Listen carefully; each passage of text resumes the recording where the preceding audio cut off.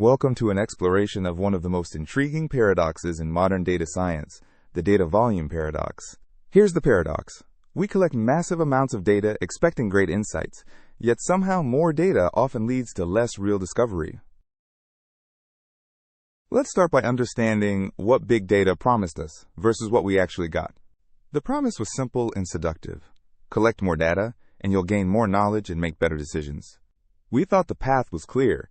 Scale up from small data to big data, and insight would naturally follow. But reality proved different. As data volume increased, we encountered unexpected problems that actually hindered discovery.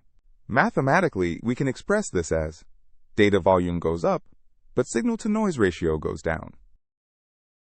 Let's explore why more data actually makes it harder to find the truth. First reason. As dataset size grows, the number of possible correlations explodes exponentially. The number of possible correlations between variables equals n times n minus 1 divided by 2, where n is the number of variables. With just 10 variables, you get 45 possible correlations to examine. But with 1,000 variables, you suddenly have nearly 500,000 correlations. This is combinatorial explosion in action. Here's a simple example with 5 variables creating 10 possible connections. Imagine this with thousands of variables. Second reason. With so many correlations, spurious or meaningless correlations start to dominate. The probability of finding at least one false positive equals 1 minus the quantity 1 minus alpha raised to the power m, where m is the number of tests. With a standard significance level of 0.05 and running 100 tests, you have a 99.4% chance of finding at least one false positive. Classic example. Ice cream sales strongly correlate with drowning deaths. Does ice cream cause drowning? Of course not. Both are caused by summer weather. Now let's examine the deeper problem. Big data obscures causal structure behind correlations. True causation flows in one direction, from cause to effect. This is what we actually want to discover. But correlation can exist without causation. A and B might correlate strongly because they're both caused by a hidden third variable. Big data excels at finding correlations, often thousands of them. But causation, the real mechanism, remains hidden in the noise. Correlation is mathematically simple. It's the covariance of x and y divided by the product of their standard deviations. But causation? There's no simple formula. It requires understanding mechanisms, temporal ordering, and controlling confounders. Let's explore another critical problem, the curse of dimensionality. Here's a question. What happens to our data as we add more and more dimensions or features? Answer. Data becomes increasingly sparse. In 2 dimensions, points fill the space. In 3 dimensions and beyond, they spread out dramatically. The volume of a hypercube in d dimensions equals L to the power d, where L is the side length. In 2 dimensions with side length 10, volume is 100. But in 10 dimensions, volume explodes to 10 billion. The same number of data points now occupies vastly more space. The result? Data points become isolated from each other. Real patterns that existed in lower dimensions simply disappear. Let's examine how signal quality degrades as data volume increases. Signal-to-noise ratio equals signal power divided by noise power. This is our key metric for data quality. In small datasets, signal often dominates noise.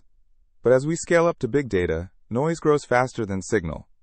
Why does noise grow faster than signal? Several reasons contribute to this phenomenon. First, measurement errors accumulate. Every additional data point brings its own measurement error. Second, more features inevitably mean more irrelevant variables that add noise without adding signal. Third, data quality generally decreases at scale. It's harder to maintain quality when collecting massive datasets.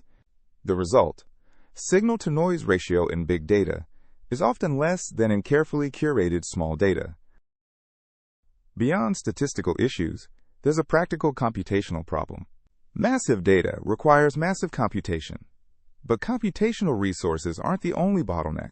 The real bottleneck is human interpretation.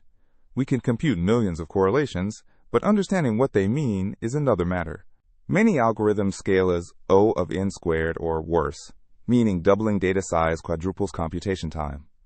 But interpretation time effectively approaches infinity. No human can meaningfully interpret millions of relationships. This creates an absurd situation. We can compute endlessly but cannot comprehend the results. Big data creates dangerous temptations for what we call p-hacking. P-hacking means testing many different hypotheses on the same data until you find something that appears statistically significant. With big data, you can run thousands of tests. Even if there's no real effect, you'll eventually find something that looks significant by pure chance. Remember, p less than 0.05 occurs by pure chance 1 in 20 times. So with 100 tests, you should expect 5 false positives, even with completely random data. Big data provides endless opportunities to fool yourself into thinking you found something meaningful. Let's examine a famous real-world failure that illustrates this paradox perfectly. Google Flu Trends was launched in 2008, promising to predict flu outbreaks using search data. The promise was compelling. Analyze millions of search queries to predict flu outbreaks faster than traditional methods. Initially, it worked well, correlating strongly with official CDC data on flu prevalence. But then it failed spectacularly, systematically overestimating flu prevalence by 50% or more. Why? The algorithm found correlations between search terms and flu that were actually spurious, driven by media coverage and seasonal patterns. Here's the divergence. The green line shows actual CDC data, while the red line shows Google's predictions increasingly overshooting reality. The lesson is clear. More data, even billions of data points, does not automatically guarantee better predictions or understanding. So when does big data actually work? Under what conditions can we overcome the paradox? First condition, you need strong theoretical guidance. Theory helps you focus on relevant variables and relationships. Theory should guide data analysis, not the other way around. Data without theory is just noise. Second condition, you need clear causal models that specify how variables relate to each other. Third condition, data quality must be maintained even at massive scale, which is extremely difficult. Fourth condition, you must apply proper statistical corrections for multiple testing and confounding variables. One simple correction is the Bonferroni method. Divide your significance level alpha by m, the number of tests. With 100 tests and alpha of 0.05, your corrected threshold becomes 0.0005. Interestingly, we're seeing a renaissance of small, carefully curated datasets. Many researchers now prefer small, carefully curated, high-quality datasets over massive but noisy ones. Sometimes 1,000 carefully chosen examples teach us more than 1 million noisy examples. A quality dataset where every example is verified and meaningful can outperform massive datasets filled with errors and irrelevance.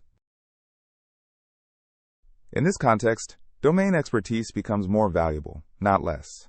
Experts can identify which small datasets truly matter. What strategies can we use to overcome the data volume paradox? Strategy 1. Use dimensionality reduction techniques to focus on the most important features. Principal component analysis transforms high-dimensional data X into lower-dimensional data Z, keeping only the most important dimensions. Strategy 2. Apply regularization methods that penalize model complexity. Regularization adds a complexity penalty to the loss function, preventing overfitting to spurious patterns. Strategy 3. Use causal inference frameworks that explicitly model causal relationships, not just correlations. Causal diagrams help us map out how variables actually influence each other, distinguishing direct causation from spurious correlation. Strategy 4. Implement robust validation procedures, including holdout sets and cross-validation. Strategy 5. Pre-register your hypotheses before looking at data, preventing p-hacking and data dredging. Let me give you practical guidelines for working with large datasets. Guideline 1. Always start with a clear, specific question. Don't just collect data hoping to find something interesting. Guideline 2. Deeply understand your measurement process. Know where errors and biases can enter your data. Guideline 3. Extensively visualize your data distributions and relationships before running complex analyses. Simple visualizations often reveal data quality issues and obvious patterns that complex algorithms might miss. Guideline 4. Always test your findings on completely independent data that wasn't used during model development. Guideline 5. Be deeply skeptical of results that seem too good to be true. They usually are. Let's discuss the fundamental interpretation challenge that big data creates. Modern machine learning models trained on big data can be so complex that even their creators cannot explain how they work. This creates the black box problem.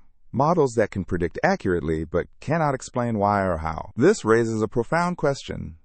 Is prediction without understanding truly valuable for science? Accuracy does not equal understanding. A model might predict well but teach us nothing about underlying mechanisms. For true scientific progress, we need both prediction and understanding. Big data often gives us the former without the latter. What does the future hold for dealing with the data volume paradox? Direction 1. Hybrid approaches that combine insights from big data patterns with detailed understanding from small, curated datasets. Direction 2. Development of causal AI systems that learn actual causal mechanisms rather than just correlations. Direction 3. Improved human-AI collaboration, where AI handles computation while humans provide interpretation and theory. The future is collaborative. Humans provide theoretical frameworks, AI does the heavy computational lifting, then humans interpret and refine. Direction 4. Automated quality control systems that maintain data quality even at massive scale. Let's summarize the key lessons about the data volume paradox. Key takeaway 1. More data does not automatically translate to more insight. Quality matters more than quantity. Takeaway 2. As data grows, the explosion of spurious correlations can completely hide true causal relationships. Takeaway 3. Theoretical knowledge and domain expertise become more important with big data, not less. Takeaway 4. Well-curated small datasets can provide better insights than massive but noisy datasets. Takeaway 5. Interpretation and understanding are crucial for making sense of the data volume paradox.